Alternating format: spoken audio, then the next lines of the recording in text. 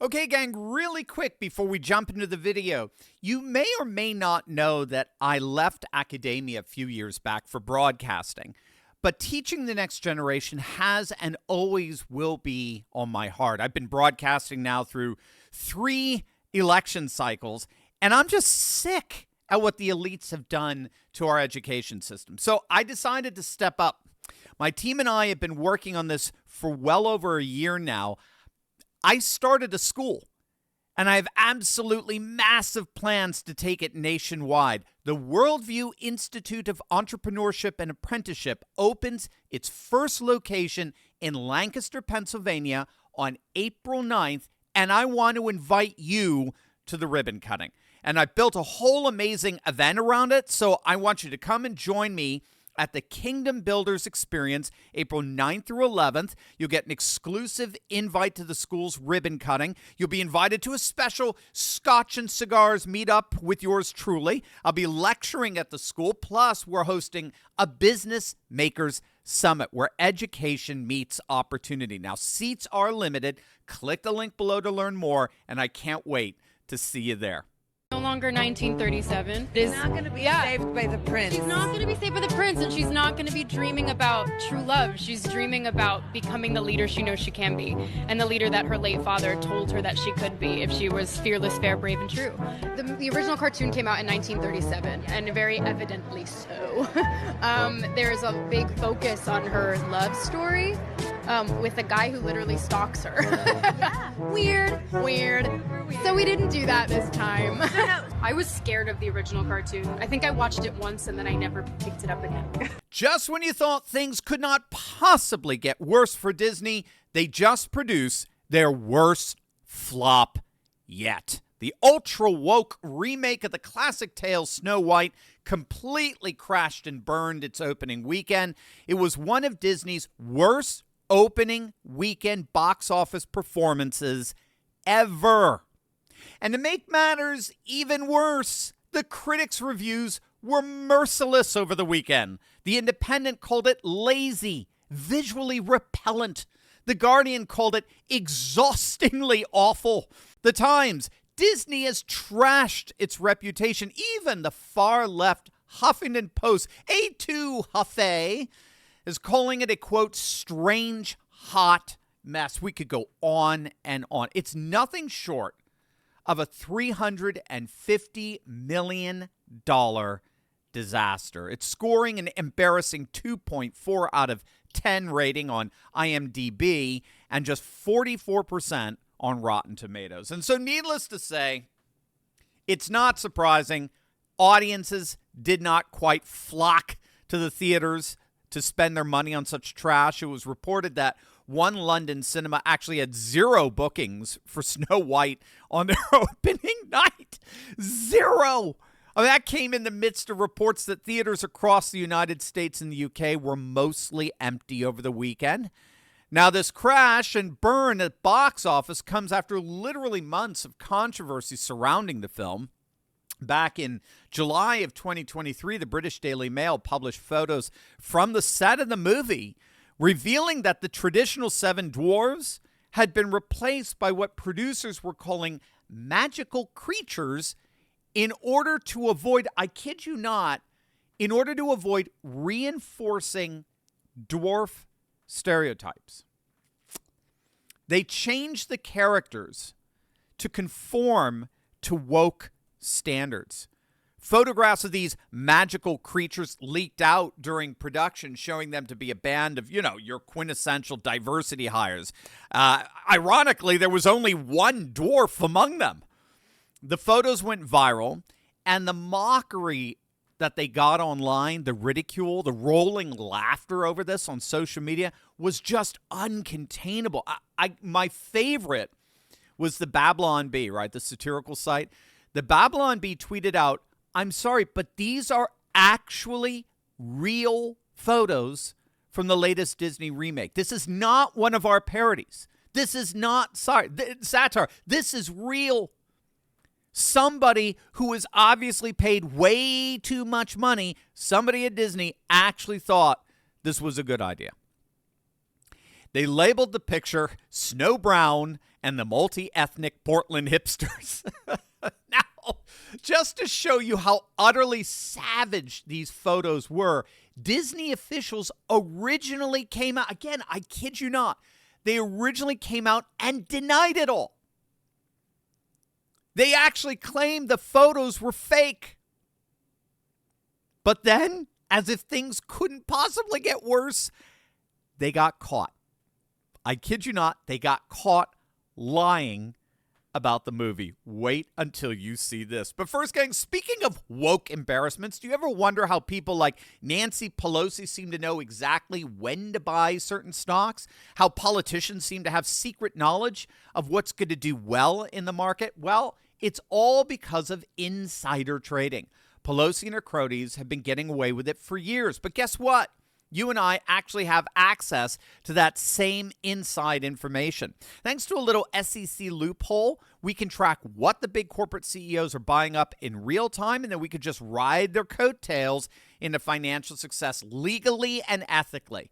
Once you learn the secret of the trade, you're in. Now, to do that, you have got to join me along with my good friend and trading expert, Ross Givens, this Thursday, March 27th at 3 p.m. Eastern. Ross is the real deal, too. His insider tips have led to returns of over 200%. Some have hit as high nearly 1,500%. It's going to be absolutely huge, but seating is limited. It's online. All you have to do is click the link below, snag one of those remaining online seats. This is going to change your life, gang. You can't afford to miss it. Click on that link below right now. So Disney reported to the Daily Beast that the photos were not from a production shoot, that they were fake, that the Daily Mail basically made up the story. But the Daily Mail, to their credit, they're the first ones who broke the story. To their credit, they refused to back down. And so as more and more people probed, the more they found out the pictures were indeed authentic. It was confirmed that the actors and actresses that were depicted in that photo were, in fact, in the midst of this disastrous production. And so Disney, with eggs splattered all over their lying faces, Disney executives had to admit the photos were real. And that's how this whole embarrassment of a production started. And it's only gone downhill from there. They cast perhaps the most insufferable person on the planet as their main character, an absolute narcissist who just embarrasses herself every time she opens her mouth. And to everyone who hates when I win, the winged victory came to the Louvre in pieces, and people still line up to see her. And I can only hope that despite my flaws, and despite my cracks and my breaks, and there are many of them, that at every premiere and everything I do, people will wait in line to see. Well, welcome back to reality, Princess. The movie was a complete and total flop. No lines here. When all is said and done, what this Disney remake really did, I would argue, is it pushed wokeness to its brink. It reminds me of the hair bands that dominated the late 80s and early 90s music scene, these process manufactured imitations of imitations of imitations. And literally, at that point, when you were imitating an imitation of an imitation, no one was buying it anymore. Literally, no one was buying it. And so 80s metal basically died out. I think it's the same thing here. This is process manufactured wokeness that has pushed wokeness over the edge. Again, production for this film began back in 2023 when everyone in Hollywood thought that the Trump revolution was over and that wokeness was the unbridled wave of the future. And then Bud Light happened. And boom, wokeness suddenly became literal box office poison. Wokeness became a marketing leprosy that no ad agency would go near. And so while that dramatic paradigm shift was happening, you got this $350 million disaster already in production, and they just doubled down on its woke absurdities. And literally everyone could see from a mile away that this opening weekend was going to be a train wreck. I mean, it was clear. It couldn't pop. No. Audiences are done with wokeness. And Disney keeps repeatedly finding that out the hard way. Consumer sentiments have reached a threshold where they're refusing to buy from a corporation that appears to be so hell-bent on offending their values. But that is especially the case with movies and the theatrical arts. Again, when all is said and done, wokeness is simply not a sustainable art form. Trump's adage is true. Everything wokeness touches turns to dung in the old King James. But that's especially true of art. And that's because what makes art art is the encounter of the transcendent. And the transcendent is just a fancy schmancy way of talking about those values that are considered eternal and therefore transcend any particular thing in this world. So, for example, when I give my wife a rose for Valentine's Day, right, what does the rose represent? It's not because she likes botany, right? The rose symbolizes something. The rose literally represents something. And what it symbolizes, what it presents in tangible material form is my love. But love is a value that's eternal. It's transcendent. It's never completely contained or exhausted in its symbol. So if the rose I gave to my wife were suddenly get lost or damaged, crushed, whatever, my love for her would not be comparably crushed or lost. And that's because my love transcends the rose. The rose is a symbolic communicator of a love that extends beyond the symbol. And this is the way a breathtaking painting or an amazing song or an inspiring poem or stunning architecture, it's the way they all work. They work in the sense that they communicate in some kind of culturally specific way. They communicate the timeless values of the true, the good, and the beautiful that are eternal and therefore are never exhausted in any particular artistic or cultural instantiation. Here's the problem in a nutshell for Disney and this woke Snow White remake. Wokeness is not transcendent. Wokeness isn't transcendent. Left-wing identity politics does not transcend time and space. You could go throughout history. You could cover the globe. You could go anywhere, anytime, and you will never find anything in any culture on the planet that even comes close to approximating the sentiments that comprise wokeness. Wokeness isn't transcendent. It's a very fringe ideology embraced by a proportionately fringe population comprised of the most neurotic people on the planet and does not have a transcendent bone in its body. And thus, wokeness is not a sustainable art form precisely because wokeness isn't itself sustainable.